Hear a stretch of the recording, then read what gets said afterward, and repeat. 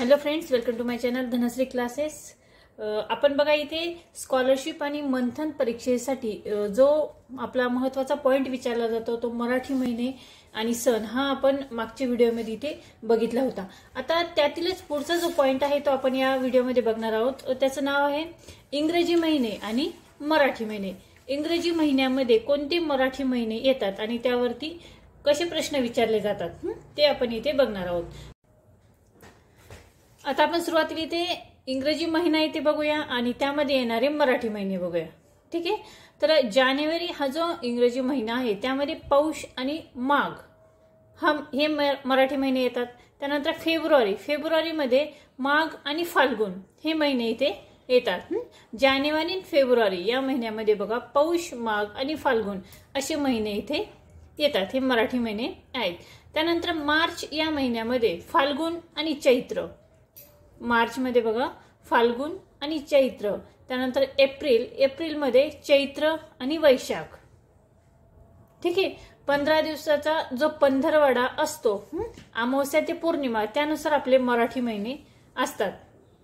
त्यानंतर मे महिन्यामध्ये वैशाख आणि ज्येष्ठ, जून मध्ये ज्येष्ठ आणि आषाढ, जुलै महिन्यामध्ये बघा आषाढ आणि श्रावण, जुलै महिन्यामध्ये आषाढ आणि श्रावण, आणि ऑगस्ट महिन्यामध्ये श्रावण आणि भाद्रपद। अशा पद्धतीने हे महिने येतात।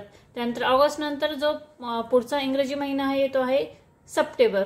सप्टेंबर महिन्यामध्ये भाद्रपद आणि आश्विन हे दोन मराठी महिने येतात। आणि त्यानंतर ऑक्टोबर मध्ये आश्विन आणि कार्तिक हे महिने येतात।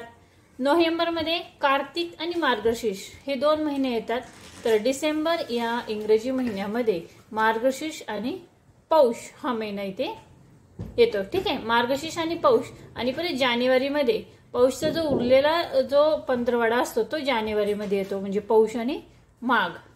ठीक आहे, तर मराठी जे महिने आहेत ते मराठी महिना हा चैत्र पासून चालू होतो, चैत्र ते फाल्गुन। चैत्र, वैशाख, ज्येष्ठ, आषाढ, श्रावण, भाद्रपद, आश्विन, कार्तिक, मार्गशीर्ष, पौष, माघ आणि फाल्गुन असे हे मराठी महिने आहेत। आणि जानेवारी, फेब्रुवारी, मार्च, एप्रिल, मे, जून, जुलै, ऑगस्ट, सप्टेंबर, ऑक्टोबर, नोव्हेंबर आणि डिसेंबर हे जे इंग्रजी महिने आहेत।